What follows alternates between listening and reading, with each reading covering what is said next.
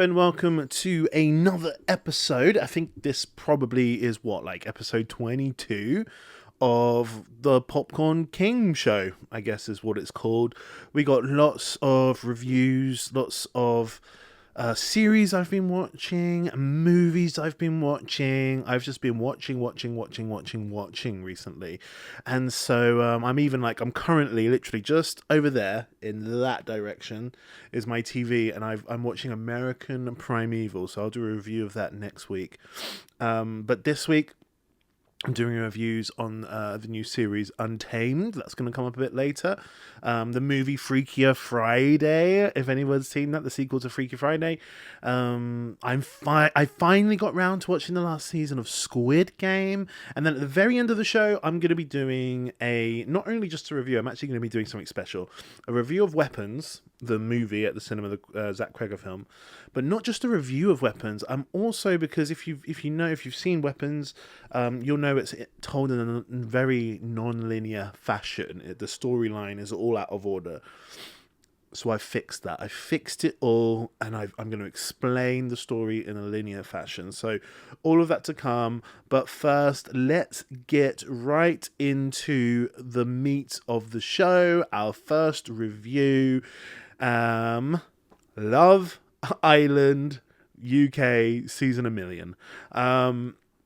So Love Island's been going on for many years. It's one of my guilty pleasures. I like to give myself one sort of reality TV show to watch a year, and I tend to pick one that I can kind of just empty my brain out a little bit, and it's a bit like meditation for me. Actually, I think I might have said that before in a video, where I can just empty my brain and forget about the troubles in the world and just watch some bullshit, really. And that is what Love Island is. But I will say, I think I've watched every season of Love Island, and I will say this one was great. This one knocked it out of the park. The most recent season of Love Island UK, it was just drama from beginning to end. The absolute worst men, and some really annoying women in this as well. But just like, how bad can a man behave? Let's see. And there was some great villains in this. Great villains. So this year was extremely stressful to watch. It's one of those things that I watch it with my housemate, and we talk about this all the time.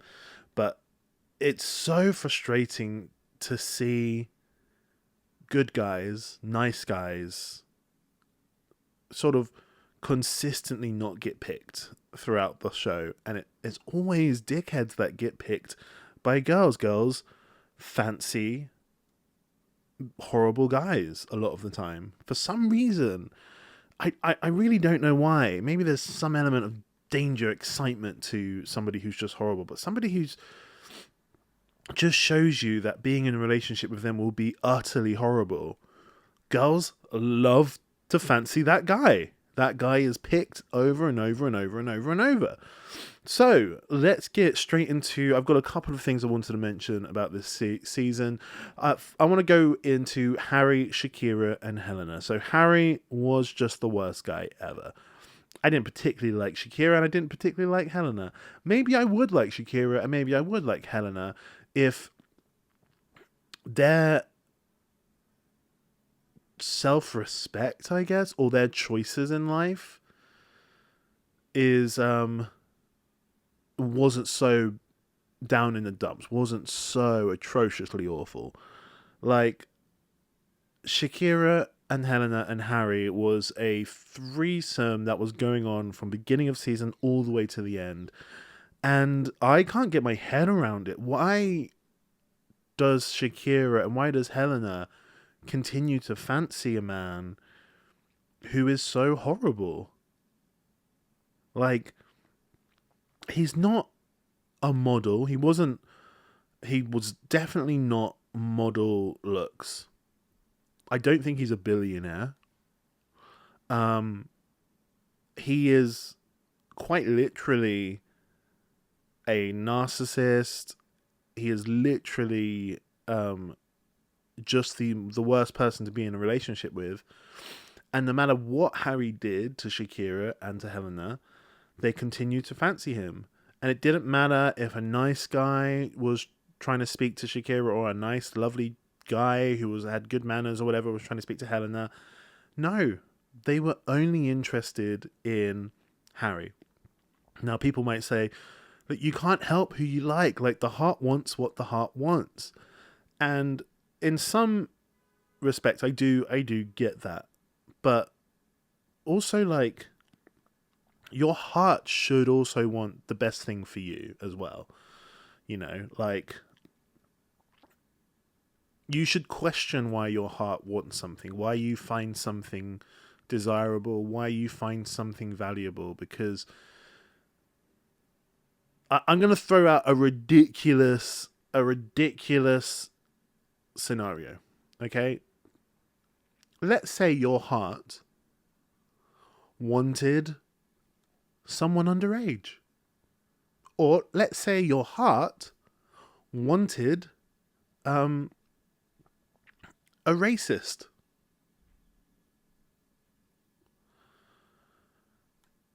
You should then, like, look inwards at yourself and be like, why does my heart want to be with somebody who is underage? Or why does my heart want to be with somebody who is just a racist, a Nazi or something? You know, maybe your heart wants to date an animal, to date a dog. You can't just give the excuse the heart wants what the heart wants. You've got to fix that about yourself, right? Now, Harry is none of those things, of course.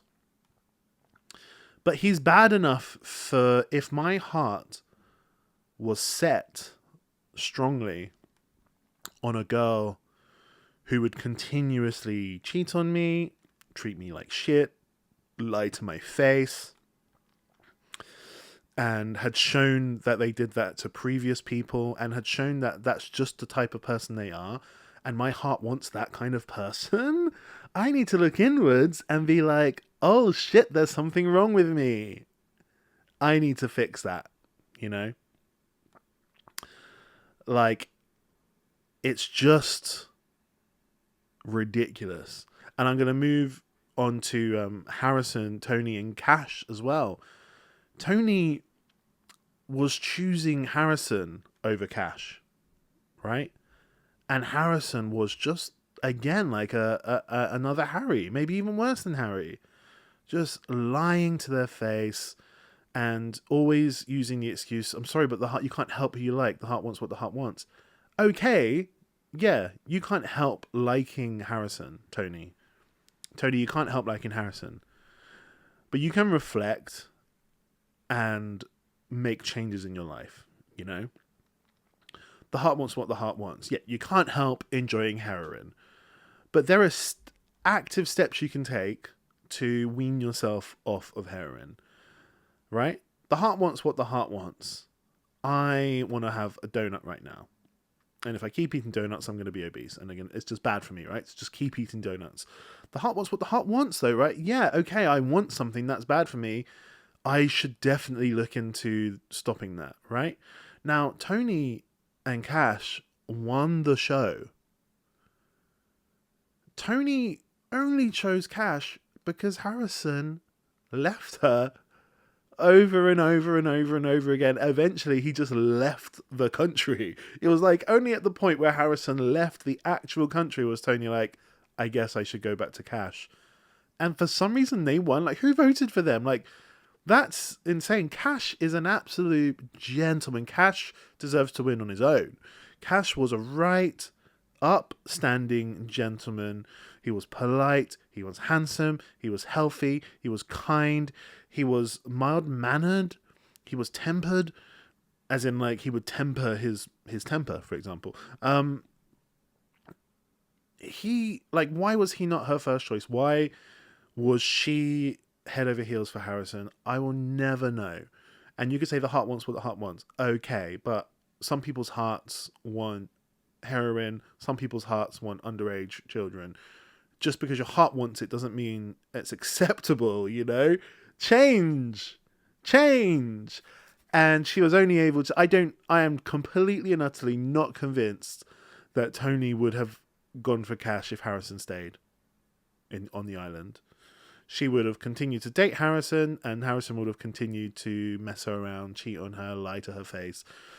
And the same with Harry, Shakira, and Helena. I mean, Helena really was just forced into like, we gotta break up because you just are so obviously not into me in a respectful way whatsoever.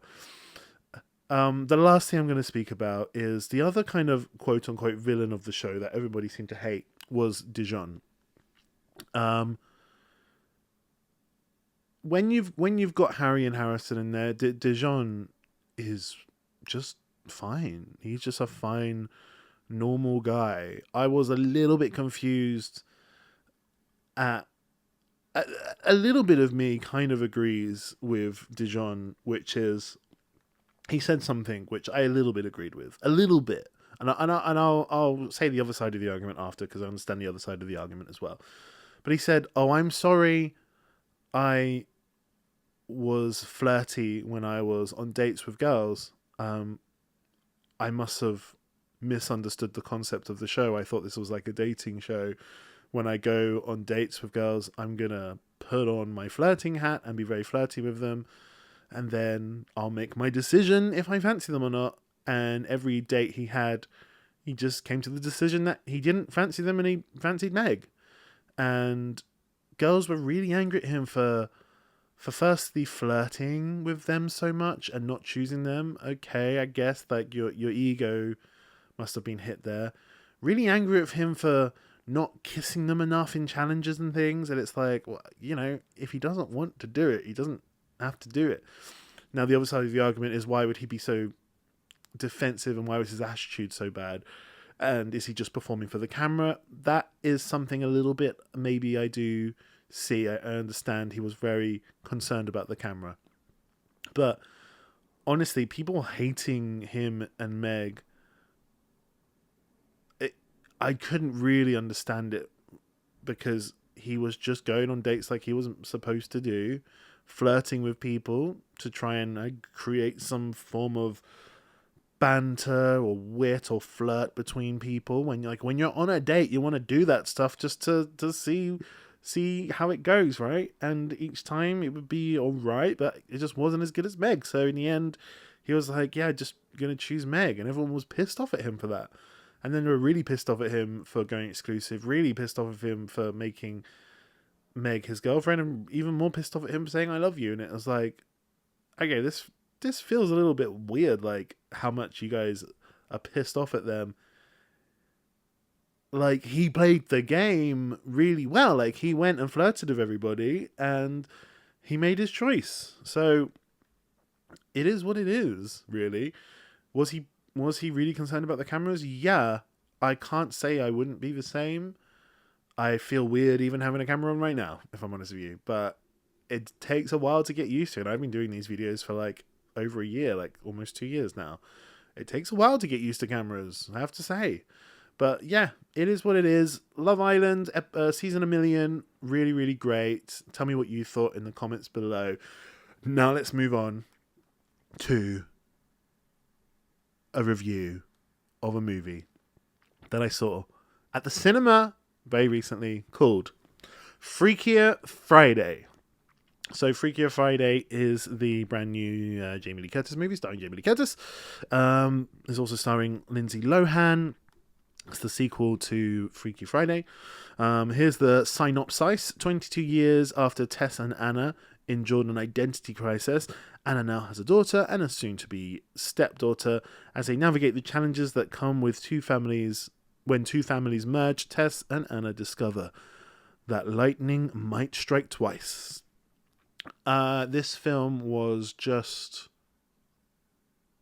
inoffensive, meh. I checked my phone a couple of times because I was a little bit bored. I didn't laugh, but I was like, like that kind of chuckle where you like shake your shoulders a little bit just to go, just a tiny bit, like the odd joke here and there. Jamie Lee Curtis was really good, but in the end, it was just a bit meh. It was just a bit, kind of what I expected it to be.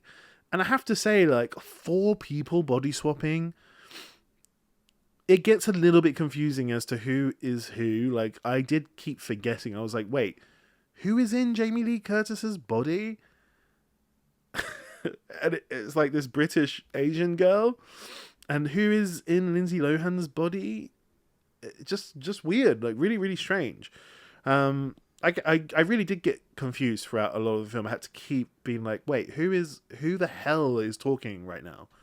And then I was like, are they going to, at one point, is a daughter going to have to kiss her dad? That's kind of like, I kind of wish they went somewhere a bit weird, I was like, let's get into like the real shit that could happen if you were stuck in this situation.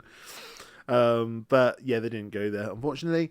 But yeah, one good thing about it did feel like a sort of noughties movie, a noughties sort of throwback. It really just had that flavour. Like, those naughty films really had a flavour.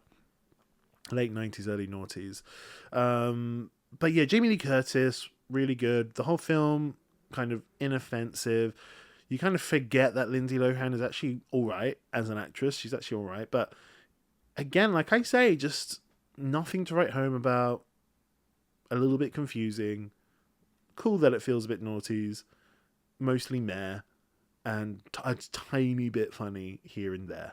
I'm sorry that was such a short review of it, but let me know what you thought in the comments below. Maybe you loved it. I'm clearly not the target audience. Like, I enjoyed Bring Her Back, the horror film from those 2 Australian kids with a little kid chomping down on like a knife. So yeah, for Freakier Friday, it was fighting an uphill battle with me, to be honest with you. Next, I did a review of this series. We got to the 3rd and final season, I think. It's the final season, might not be a yes, but of Squid Game. Squid Game, the 3rd season, aired earlier on this year. And I finally got around to watching it. And I think it was a real suitable ending. Did it blow me away? No. Was the first season the absolute best? Yes. Was the second season a little bit unmemorable? Yeah. But was the 3rd season a suitable ending? Yes, it really was. Really good ending. Some of the games were just inspired. Maybe we only had 2 games. Was it 2 games really? Oh no, 3 games. We had 3 games. We had hide and seek, we had skipping rope, and then we just had push people off a platform until they die. So the hide and seek episode, I think it might have been split over 2 episodes. That was the best. That was where this season was at its absolute highest. There was so much emotional payoffs in this. So many characters that we had got to love over season 2 and season 3, and to get to see their endings. Oh, it was so good. There was so many dramatic moments in those 2 episodes of the hide and seek. The skipping rope one was good as well. That was quite good. The pushing people off was a little bit. What I got annoyed with was the main character. Right, the main character had this big plan to do what's it called, a protest with everybody and get the games finished, and that's how the season 2 ended. But honestly, it didn't go to plan, and now in season 3 he's just a bit quiet. He does not talk much. I have to say, he's just really annoyed that his plan didn't go to plan. And then when it got to the pushing people off scene, he was never talking. Like, I get so annoyed when someone doesn't say the thing that's on their mind. He just wasn't talking enough, and everybody was talking. They were like, we're going to kill him.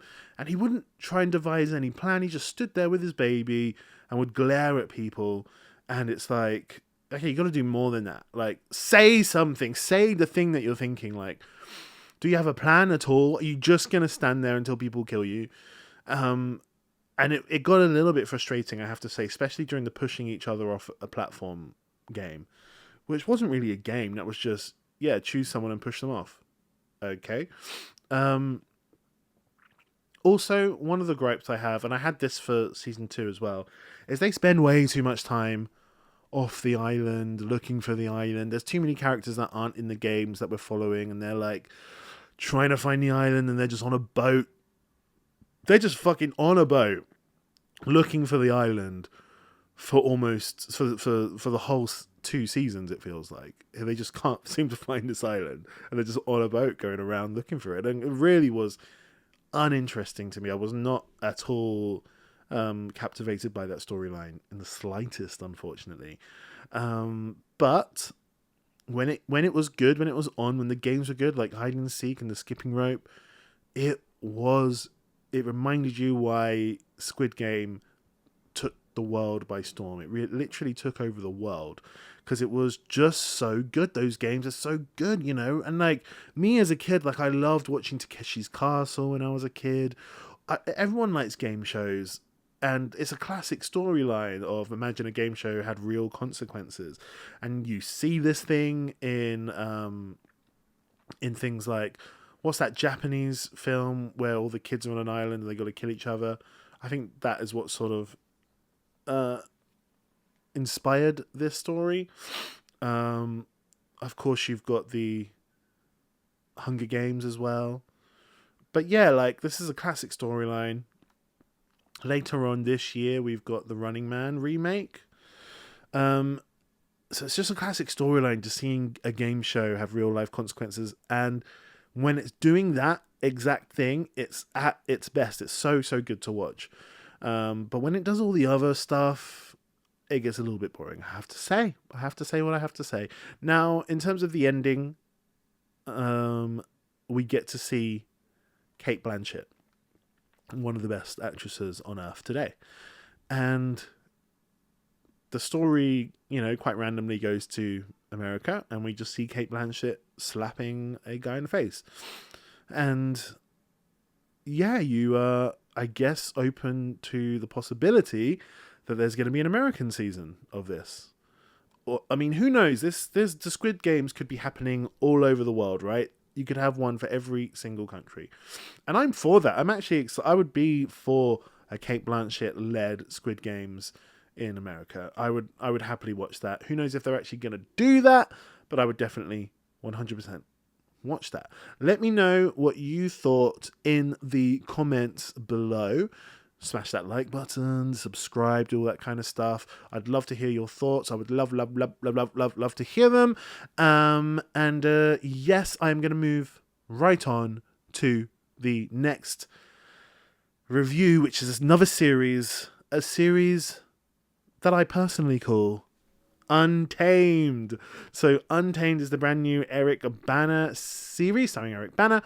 It's also got Sam Neill, the guy from the original Jurassic Park, and a bunch of actors who I've never really heard of before. So this is a thriller of a show. National Parks Service agent investigates a brutal death at Yosemite National Park. So this was okay. It was good. It couldn't quite hold my attention, and there's a couple of reasons for that. The show was so close to being good, like being amazing. There were so many moments actually that was like, oh my god, this is going to be great. The moment where the officer fell down a hole in the caves in the wilderness and water started pouring in and she was stuck and she was going to drown. Wonderful scene. I was breathless. Great scene. But, and the whole like scenery of the show, the way that just the world can kill you, you know, it's just scary. Like there are so many things in this world. Like there's a bit where she just opens the door and there's a massive bear there at one point. And you're like, what the fuck? Like, this is crazy. Why would people ever live here? But of course we got this murder, and I like thrillers. I like to watch good murder mystery, and we're gonna find out what happens. But there was something that was a bit of a spoiler in this. So spoiler alert if you've not watched it. Spoiler. Starting right now.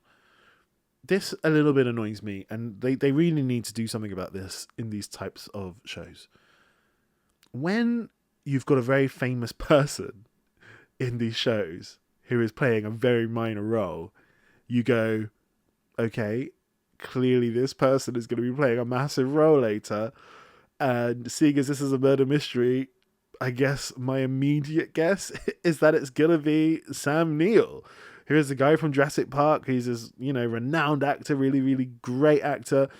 And he's not going to just come along to a brand new series and play like a nothing role on the side that really doesn't do anything. Of course, he's going to have a meaty, juicy role. And the main meaty, juicy role of murder mysteries is usually the murderer. So I guessed it from like the first, episode, from the first time I saw Sam Neill. I was like, oh, well, that's obviously not a role that Sam Neill would sign up to do. You can just get anyone to do that tiny little role. He's obviously going to be the murderer at the end. And yeah, he was. So it was probably, that was the main reason it couldn't hold my attention, because I immediately, like almost immediately, gathered that this was the case. Now, a good writer might have made that a red herring. Fair enough. But I would just go for relatively unknown actors, or just actors that do play smaller parts like this that are great. There are loads of actors that could do that. And yeah, you don't need to get such a big Hollywood star who's in Steven Spielberg films and stuff to play that for 90% of the series is a very tiny role, and then you find out he's the murderer at the end, so it's a big role. Yeah, you shouldn't get your most famous actor to do that. Obviously, Eric Bana was quite good in this, but yeah, in the end, there was just it was a bit annoying. There was also a few too many subplot dramas. Eric Bana had lost his child, and his wife was trying to commit suicide, and then you've got the new officer who's left an abusive husband, who the husband comes to chase him and like almost kills Eric Bana's ex-wife, and it's like, what are the chances of all these insane telenovela type dramas going to be happening? Like, there's too many. Can we not just focus on the like at least have them all connected in a way, in some sense? But they're not really at all. Like, it's just, these are subplots, and they're just there, I guess, to fill up time and to make it a little bit more dramatic. But yeah, I wasn't into it that much, I have to say. This whole series was just fine. Watch it if you want to watch something that is absolutely, unapologetically just fine. And let me know what you thought in the comments below. Maybe you loved it. Maybe it was right up your street. I thought it was going to be right up my street because of the scenery and the location of it all. But yeah, I just found myself not being able to hold my attention, I'm afraid. But let me know what you thought in the comments below. Hit that like button and that subscribe button and that bell. Smash the bell. Is that what they say? But finally, I'm going to be moving on to the final. Obviously, the final, because I said finally just then, the final review of the day.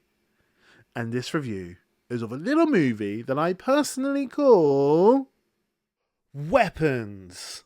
So Weapons is the brand new Kreger. What's his name? The director of this movie is called, I'm just getting it up on IMDb, Zach Kreger. There we go, Zach Kreger. That's a great name for a horror movie director, or even a comedy director, I guess. Zach Kreger.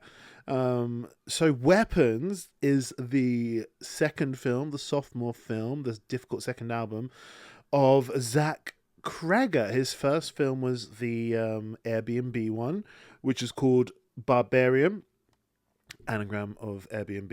Is that what it's called? An anagram? If you mix up the letters, it spells Airbnb. But yeah, Barbarian. And that was a wonderful, crazy, energetic mystery thriller horror film, basically. That had funny moments, terrifying moments, gross out moments. It was just a great horror film, really. It had everything you'd want. And so this is his second movie. So I'm going to go into spoilers a little bit later. The first half of this review, there's going to be no spoilers. But in the latter part of the review, what I'm going to do is, because this film is told in a non-linear fashion, you know, a bit like Pulp Fiction, a little bit like Magnolia, for example. So, you know, like the timeline is all messed up. We're going backwards and forwards and backwards and sideways, and, you know, we're doing all these things. So what I thought I would do, because I haven't seen anyone do this yet, is at the end of so the second half of this review, I'm going to explain the whole storyline in a linear way, like how it happens chronologically, basically. So you can sort of understand, if you're watching it from beginning of a story to the end of the story, this is how the events sort of happen chronologically in the film. And obviously that will go through beat for beat, spoiler for spoiler, the whole storyline. That will go through the whole movie, basically. So that is huge spoiler territory. That's going to be at the end, but that is going. But before I get to that, I'm going to be doing what one might call a non-spoiler review. So this is the new Julia Garner film, starring Julia Garner.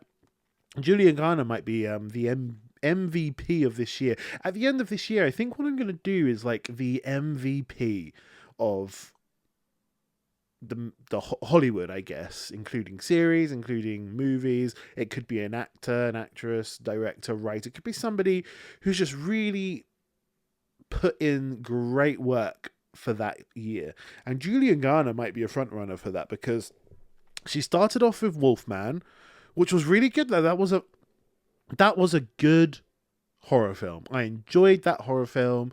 It was exciting. It was scary. It was original. Was it my favorite film of the year? No. Was it in my top 10 films of the year? No.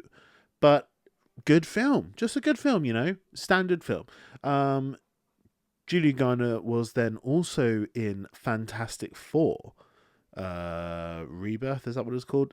She was great in that. She practically stole the whole film. She was so good. And now she's in Weapons. And what do I think of Weapons? I think Weapons is just incredible. And that's partly because of Julia Garner. She's really great in this film. So very non-spoiler synopsis that I'm reading from IMDb. When all but one child from the same class mysteriously vanish on the same night at exactly the same time, a community is left questioning who or what is behind their disappearance. And that is all you need to know. Because, yeah, the film does have some twists and turns, but it's not, you know, it's not like the most twisty turny film I've ever seen.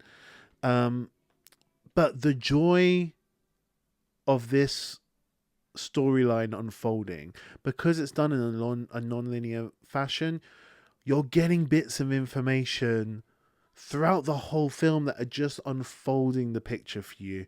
And it's just great. Like, questions are getting answered in the second scene and the third scene that you didn't quite get from the first scene.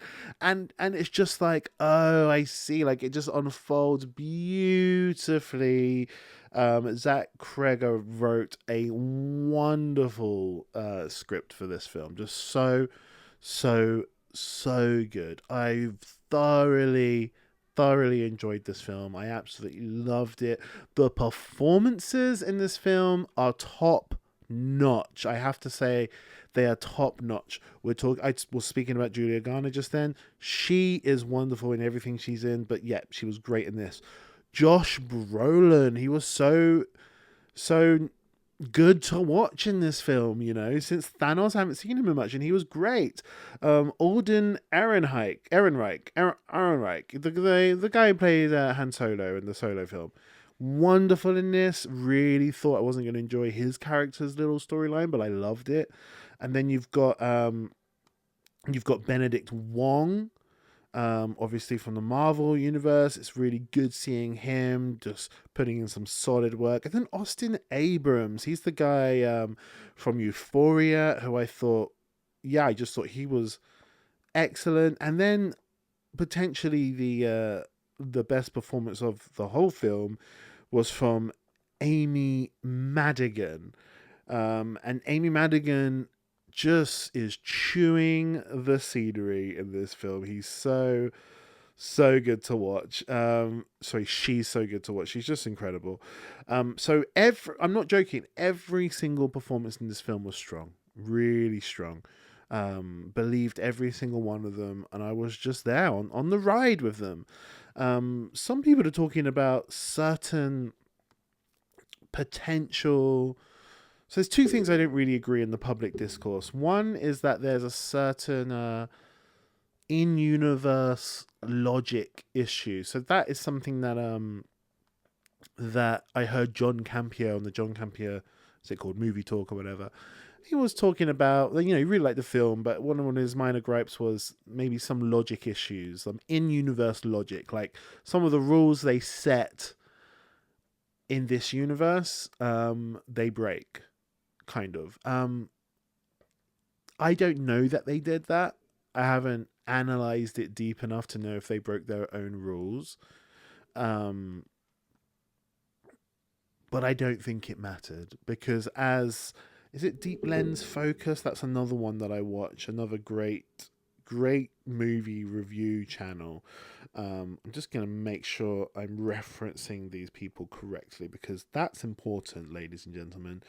Let me see. Yeah, I'm pretty sure it's called Deep Lens Focus. She put it in such a great way. Deep Focus Lens. The lady who does the reviews in that film, she put it in a great way where she said Zach Kreger is sort of,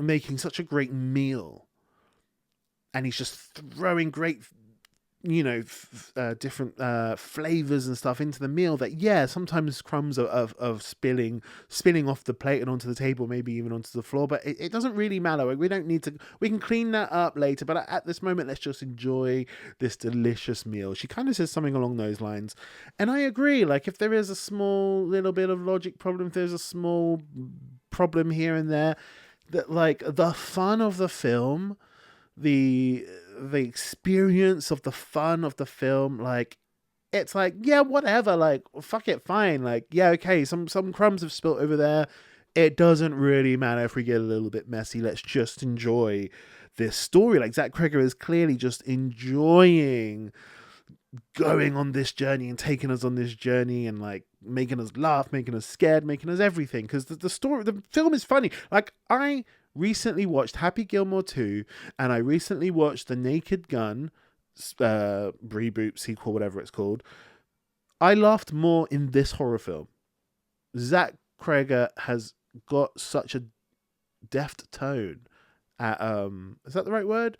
He's so svelte and nimble with his tension, and comedy is about tension and release, and horror is about tension and release.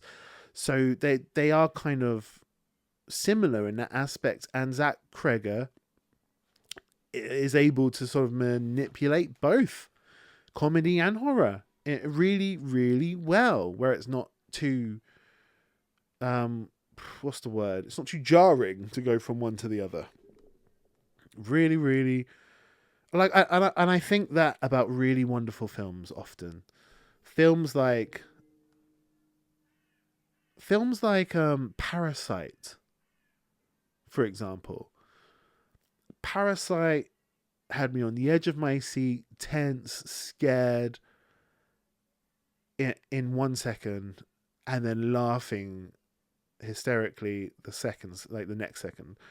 That is such great direction, being able to flip on a dime like that and make it seem natural and coherent.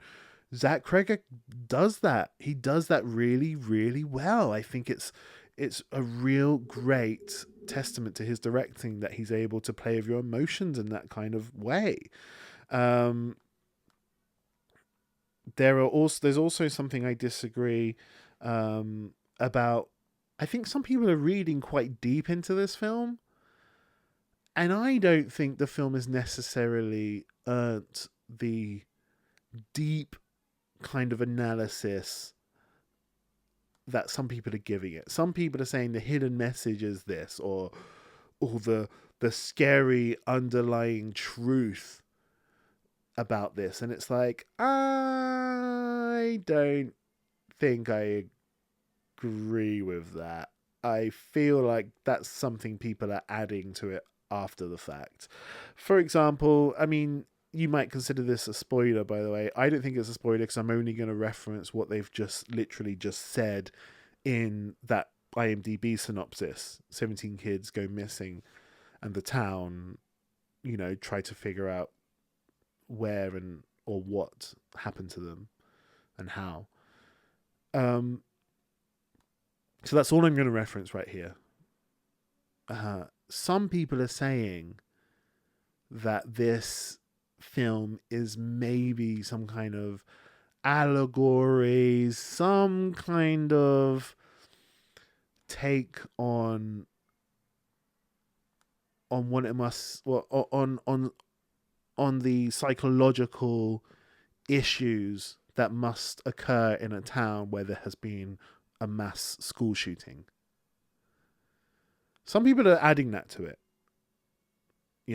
It's called Weapons. Bunch of kids are suddenly are not coming to school. And some people are adding that kind of, this is an allegory for a town coping with the tragedy of a school shooting. And it's like, I really think you've added that afterwards. I don't think that was Zach Kreger's idea at all. I think he's come up with a fun initial idea of 17 kids go missing, and he's just taken it from there and gone on his wild, crazy, wacky, journey.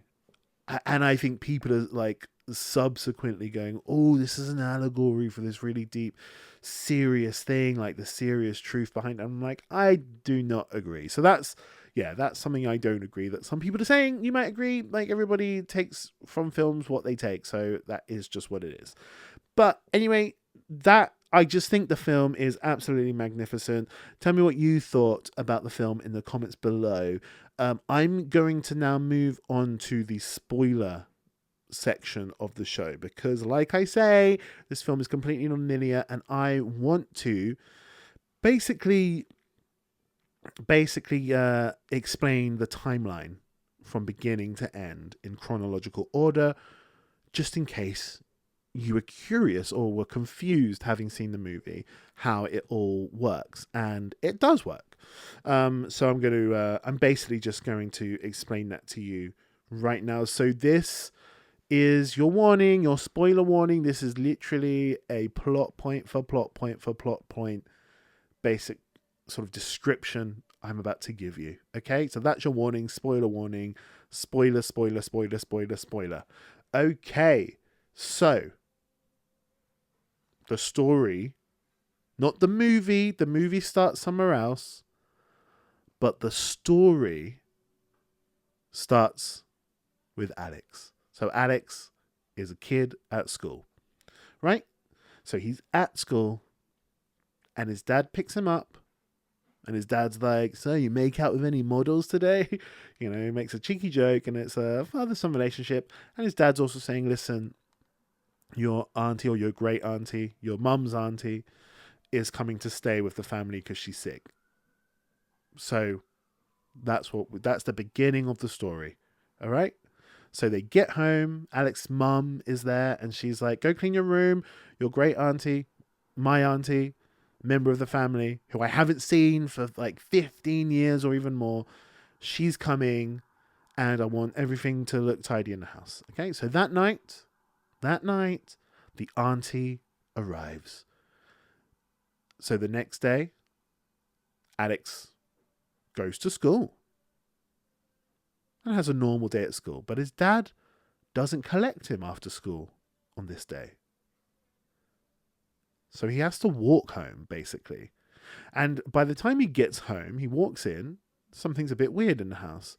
And he sees his mum and dad just sort of sat down at a table with they're sort of in a vegetative state. They're zombified almost. They're just sitting there staring gormlessly, aimlessly with like the life force sort of sucked out of them. And then this is where Alex first meets the auntie, the great auntie, Gladys. Now Gladys is like, your parents are fine, go to your room. The next morning, Alex comes down, his parents are still sitting there in a vegetative state, life force sucked out of them. And Gladys basically forces Alex to stay quiet and not tell anybody about the parents and how they're just sitting there. When he goes to school, he's not allowed to say anything. And Gladys forces Alex to do so by demonstrating her power. So basically, this is where we see her sort of ritual. So she gets like a thorny stick, she cuts herself, so she's bleeding. And I think the stick has some of the parents' belongings sort of intertwined with the stick. Now, she snaps the stick. She's got a bowl of water there. She snaps the stick. And this causes the parents to start stabbing their own faces. And they keep stabbing their own faces until the stick is dropped into the bowl of water. And basically the command ends. And they stop stabbing themselves in the face. They put the fork down and they just sort of stare aimlessly. So they're obviously under the spell of this Auntie Gladys, basically. And she's got a ritual, and the ritual basically makes these two zombified people do whatever she, I guess, thinks or commands in her brain. So Alex goes to school and he doesn't say a word. And when he comes home, Gladys is like, you've got to feed your parents soup. You know, they're just sat there in a vegetative state at the table. So that's what Alex does. So one night, Alex walks in to Gladys's special room of spells that she's sort of set up in the house. And he sees her without her wig, because when he first saw her, she was wearing this crazy wig. So he sees her without the wig. And she's obviously very, very sick. She's balding. She's got small strands of hair coming out of her bald head, basically. And she mentions that she thought having the parents sort of in this vegetative state where she is, I guess, sucked the life force from them. She thought that was going to make her better, keep her young or whatever it is. But it's just not working. And so what she needs is for Alex to bring a personal item that belongs to every child in his class, all of his classmates. She needs him to bring an item. So the next day, Alex is at school. He decides to skip recess or break time or whatever it's called. And he goes to the classroom, which is empty at this moment. And he's looking for some personal items. And he sees everybody's sort of delegated drawer. And each drawer has a sort of arts and crafty name tag on them. So he decides to take all of them, basically. He takes them all off the drawers and he's putting them in his bag. This is where the story, not the film, this is where the story meets Justine for the first time. So Justine sees Alex in the classroom all on his own, and she's like, are you okay? You've seemed a bit off in the past few days. And Alex is like, I'm fine. And she just offers her support. And he's just like, I'm fine. Obviously, he's saying he's fine because he wants to protect his mum and dad. So Alex goes home. He gives all the name tags to his Auntie Gladys. And then that night, Gladys puts all the name tags ripped up into a bowl, mixes them with spit and other special potions. And then at 2:17, she holds out this little bell and she rings it. And this causes all of the children in Alex's class to get up from bed, leave their house, and run directly to her house or Alex's house. So Justine, the very next day, walks into her classroom and it's almost completely empty apart from Alex. So the police begin an investigation. So Gladys has to come to the school/police station with the dad who she's sort of done makeup to hide the stab marks in his face, and even though he's zombified, he's just sat there, and she's saying, "Oh, he's very quiet or whatever." And the police also investigate the house. So Alex and Gladys have to tidy the whole house. She commands all the zombified children who are just standing in the basement. She commands all of them to go into the woods for temporarily while the inspection happens. And then basically a whole month goes by with Alex feeding his mum and dad soup, feeding all of these children downstairs soup, keeping them fed, even though they're all zombified. The parents have been zombified the most, these 17 children the second most. And that is, I guess, the beginning of the story. And then the rest of the story happens over what I believe to be 5 days. Okay? So, almost a whole month has gone by. So, day 1. So, we've got 5 days coming, right? So, day 1, we meet someone called Archer. He's a dad of one of these missing children. He wakes up in his missing child's bed, his missing son's bed. His son's called Matthew. And he goes to work. And he realizes that his job is some kind of construction decoration business, and he realizes he's ordered the wrong color paint. So he ordered red, it was supposed to be green. So he takes all these red buckets of paint and he puts them in his car, and then he nips to the police station for an update, and he's asking the sheriff to look into Justine, the teacher of the class of the missing children. He wants the sheriff to look into Justine because he's already looked into her, and she's got a history. She's got a DUI, driving under the influence, so she likes her drink, and she's had inappropriate behavior with a colleague at her previous school that got her kicked out. And he just wants answers. And then we cut to a town meeting. So the night before, all the children are gonna, the school is gonna open back up to all the rest of the children that didn't go missing. But the night before, they're having this town meeting, and Archer is there, and the rest of the parents are all there, and they say, "Look, we want to hear from Justine. What was she doing in that classroom?" So Justine gets up, and she tries to talk to the town, to everybody who's in this town meeting. Now, this is actually the first scene of the film, right? So you understand now how it goes backwards and forwards so much. So she tries to talk to the town, but they're just not hearing her, so she leaves.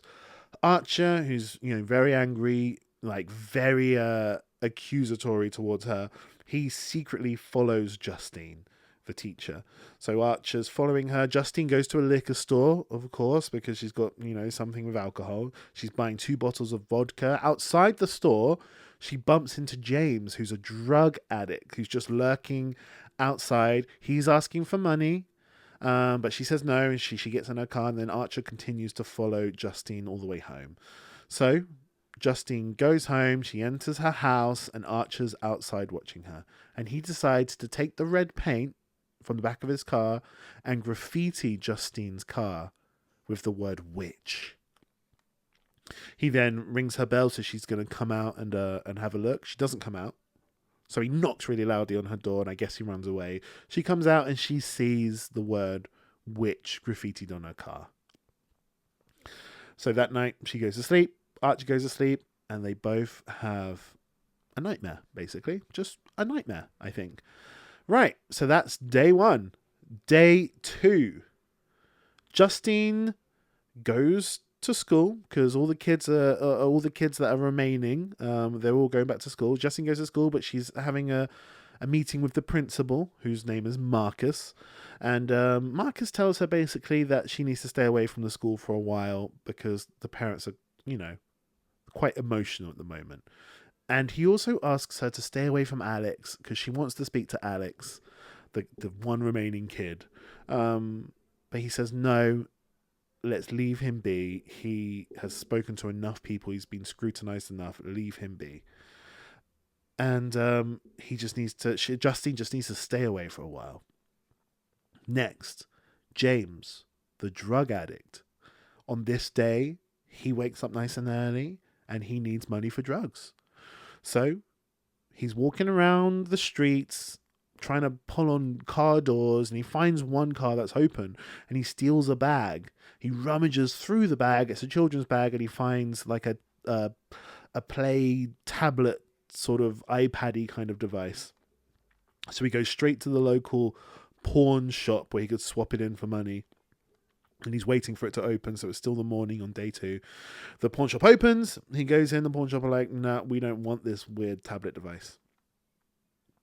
Also, the same morning, we're introduced to Paul, who's a police officer.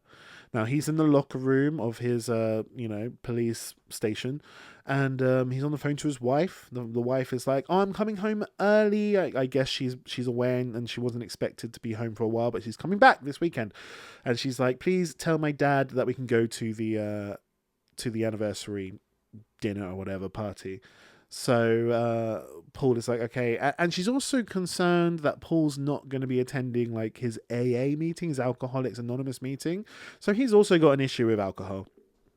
But he's like, "I'm not drinking. Don't worry, I'm not drinking. I don't need to go to the meeting. I'll go if I need to." He hangs up the phone. And then he tells the sheriff, the constable, the head, the boss, basically, the boss of the police. He's like, "Hey, your daughter's coming home early so we can come to the anniversary dinner." And then Paul starts his shift as a police patrol unit. He gets in his car and he starts driving around on patrol, and he catches James, the drug addict. The drug addict is trying to break into a building. So Paul chases him down and catches him. However, when conducting a search on James, Paul, the policeman, cuts himself, stabs himself, pricks himself on one of James's drug needles that he's got in his pocket. So he basically pokes his finger, and he's so like mad about this because he might get AIDS or whatever. The police officer punches James in the face and knocks him out, completely unconscious.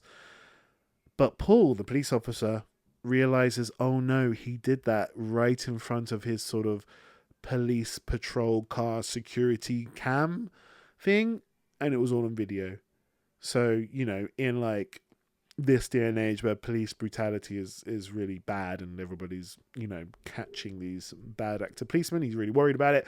So he tries to bring James back to consciousness, and he's like, I'm as far as I see it, we're even, I potentially have AIDS in my finger, and I did you wrong, you did me wrong, we're even, you can go. I don't want to see you around here ever again, basically. So that's what Paul says. He allows James to go free under the condition that he doesn't show up again.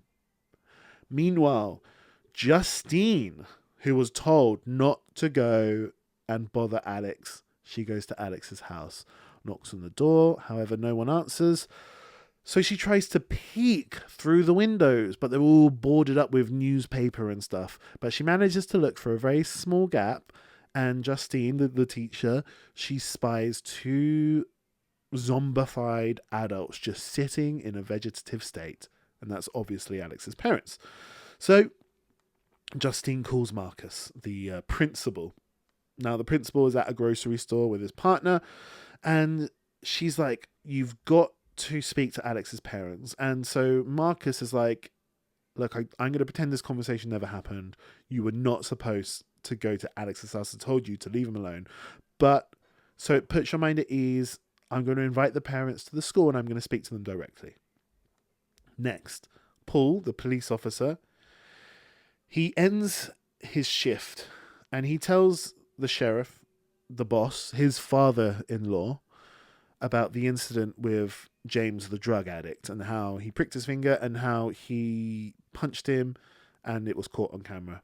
And the father-in-law is just like, "Hey, let's just hope nobody sees that footage, and let's just hope that the drug addict doesn't come in and raise a formal complaint against you, because hopefully this will just all go away." So Paul, the police officer, leaves.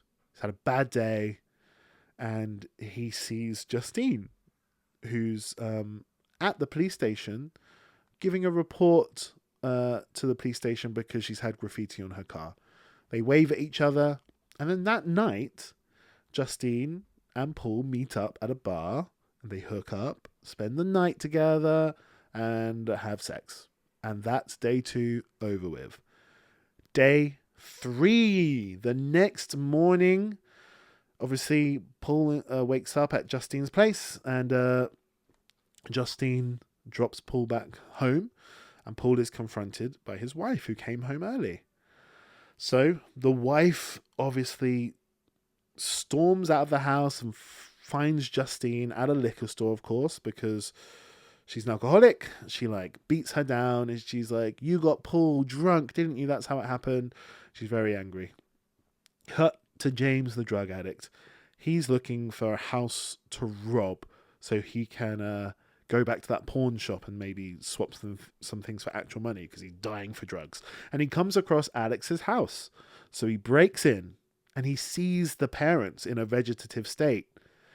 But, they're not moving. They're zombified. They've got the life force sucked out of them. So he's like, fair enough. And he decides to steal all of the silverware, all of the knives and forks and spoons. And he also walks down into the basement and he sees all the children, the 17 children, but he really doesn't care. He really only cares about, making some money.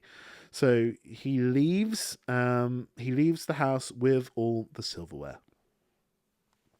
Now, Justine is at the school and she sees Alex leaving and she decides to follow Alex home. She tries to speak to Alex, but Alex refuses. So Justine decides to basically stay outside Alex's house, spying on the house, but she falls asleep in her car.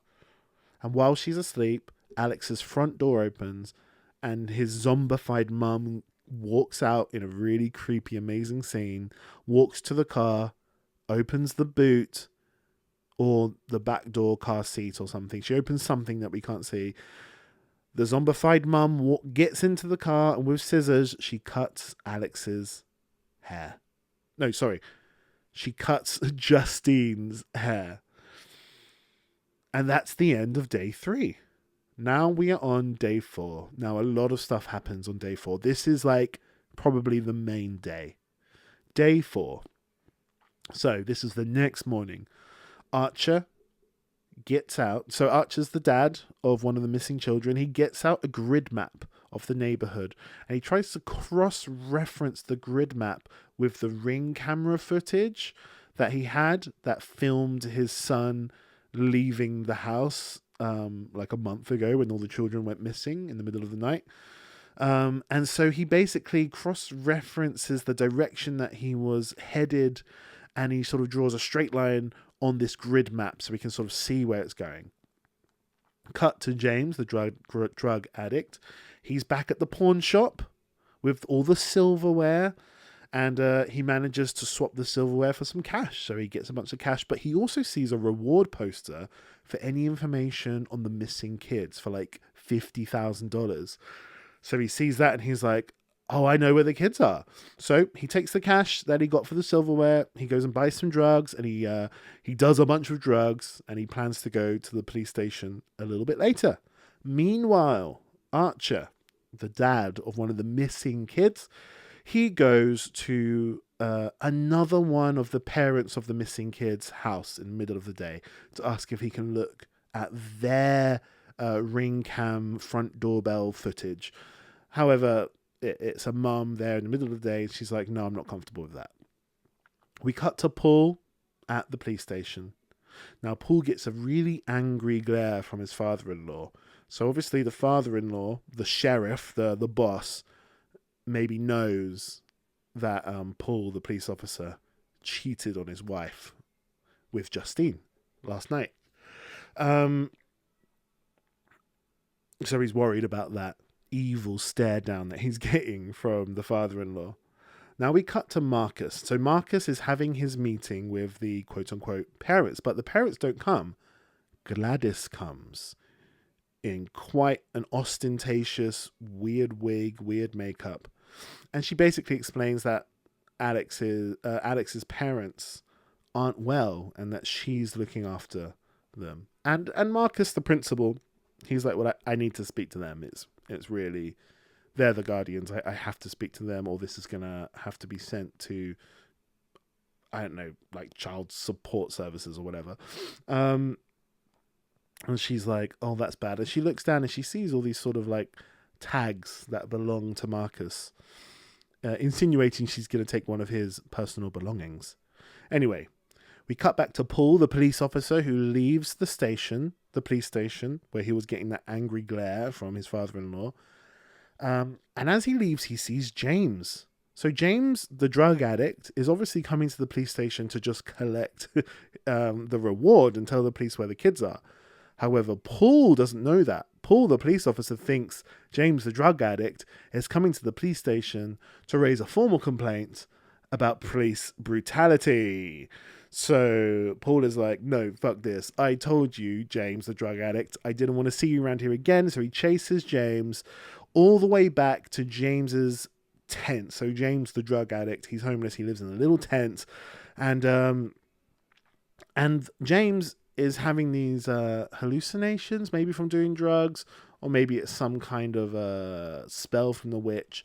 But he can see Gladys in like clowny type makeup just there in the woods where his tent is. He gets in his tent. He's really worried that this clowny witch lady is going to come and kill him. And he gets his needles, like his this is one of my favorite parts of the movie. He's got his drug needles, his heroin needles there to protect him, and somebody unzips his tent and he stabs that person in the face. But of course it wasn't Gladys or clown or some witch or anything. It was just Paul, the police officer, who now has 3 needles stuck in his face. So Paul, the police officer, is obviously so angry, and James is like, no, please, I didn't know it was you. Sorry. I thought it was someone else. Listen, I know where the kids are. I know where they are. Let me show you. It's really close. It's in a house nearby. I'll show you where all the kids are. Right. So now we cut to Archer, the dad. So earlier on in the day, he was trying to get the footage for this ring cam footage, but the mother was like, no. So he's just sort of waited outside her house all day until the dad comes home from work. And he asks the dad, and the dad's like, yeah, come in. So he looks at the footage of the ring cam of the kid running away, their kid running away, and he sees the direction their kid's going, and he looks at his grid, his map grid, and he cross references and sees where the direction of his kid and the direction of their kid intersects. And the idea is maybe he'll be able to find where they all went. So, next, we cut to Marcus, the principal. He's at home. He had that meeting earlier on, but he's at home now with his partner. Now, Gladys turns up. Now, she's really upset about how the meeting went down, basically. And she's like, can I come in? I need water. I need to come in. So they let her in the house. She comes in. She asks for a bowl of water. And she's like, basically just distracting them until she gets out her thorny sticks, where she's going to do this ritual. And she does it. She pricks herself, cuts herself on the stick, wraps something around the stick, maybe a personal belonging, and Marcus notices it's one of these tags that he had in his office. So Marcus, the principal, is like, I recognize that. She also cuts the hair of Marcus's partner. And so she rings the bell, and suddenly Marcus is in a vegetative, zombified state. And it's the same ritual that she did to Alex's parents. And then she wraps the hair of Marcus's partner around the stick, breaks it, and Marcus then kills his partner. Then she drops the stick into the water, and the command is over. He just stops killing his partner. His partner's dead. He stands up. Next, she pulls out the blonde hair that Alex's mum with the scissors got from Justine the previous night. She then ties that blonde hair around the stick, and she breaks the stick. And so Marcus is now like her weapon, basically. He's one of Gladys's weapons. And he, like a missile, basically just runs out of the house and runs directly looking for Justine. Next, we cut to Archer. Archer is driving presumably looking for the area where the children's directions sort of intersected on his grid map. But he sees Justine at a gas station, so he decides to confront her. But whilst he's confronting her, Marcus turns up, running directly for Justine, and he tries to kill Justine. So Archer is trying to like stop Marcus from killing Justine, and Justine manages to escape and drive off.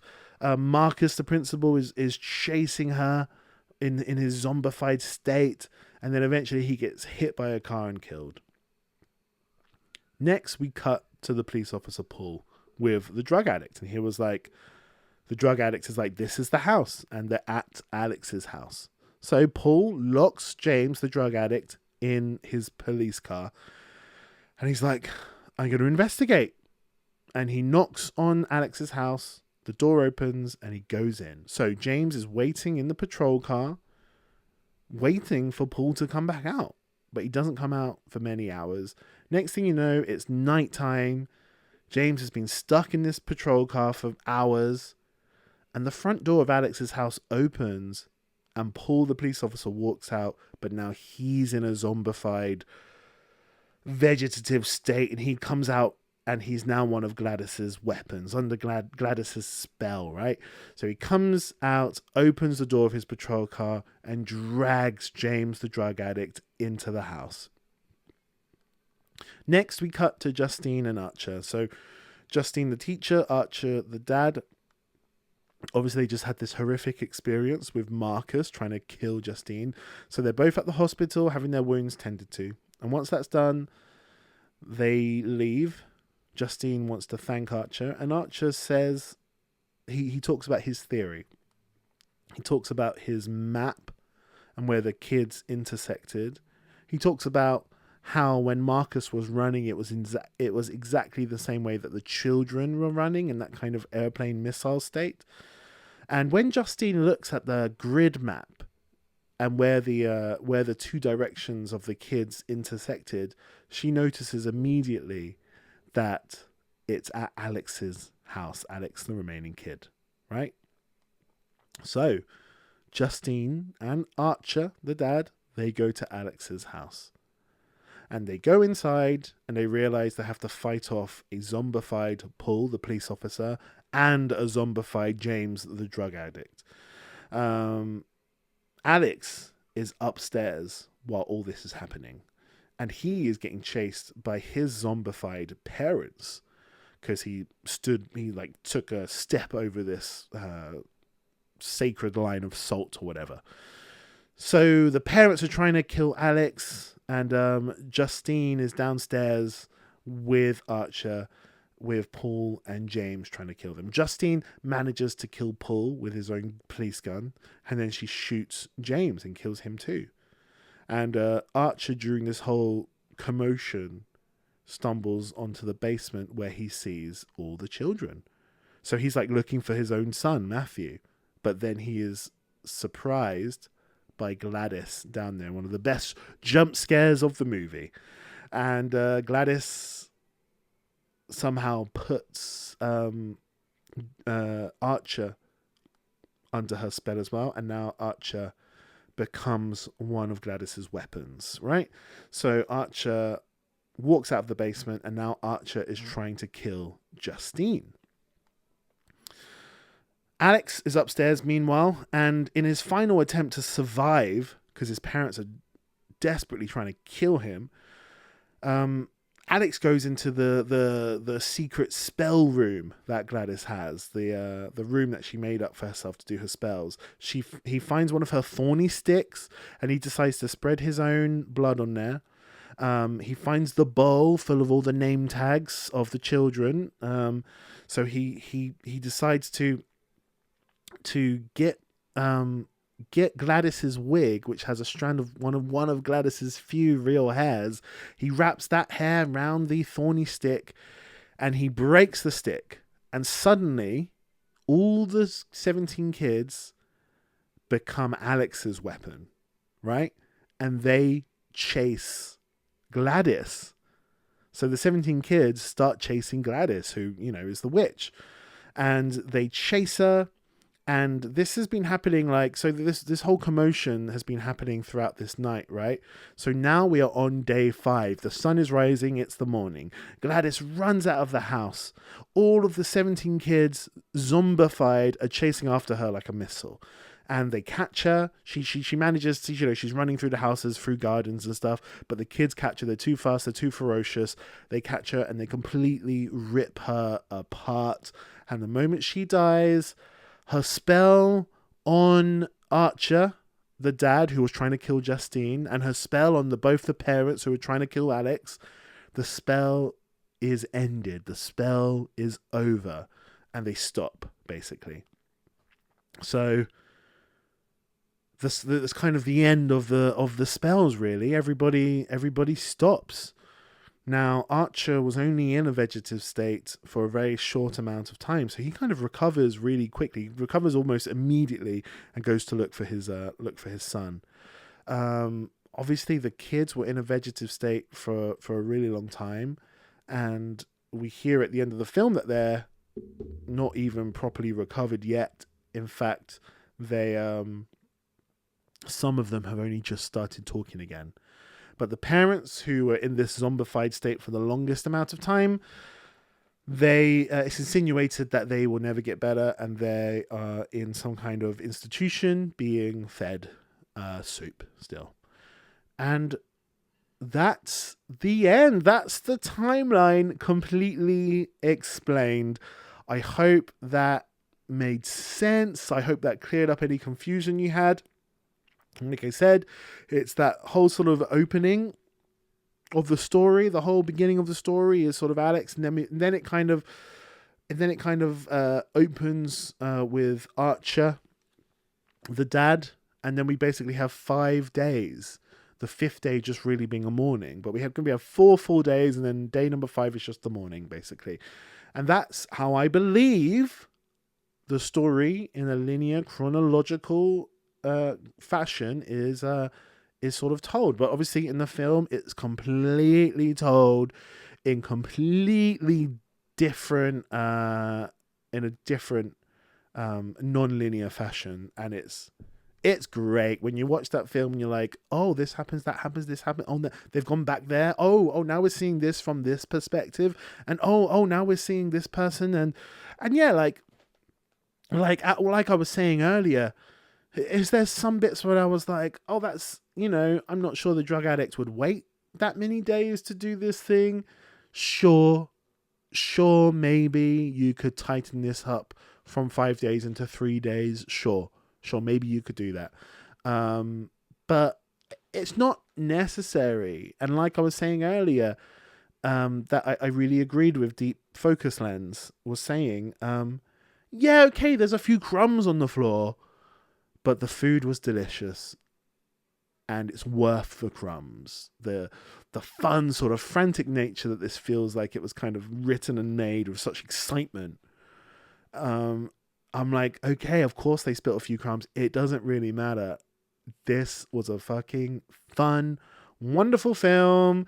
I hope you've enjoyed this review, probably the longest review I've ever done of a movie. I've never done a timeline explained, but that is the whole storyline.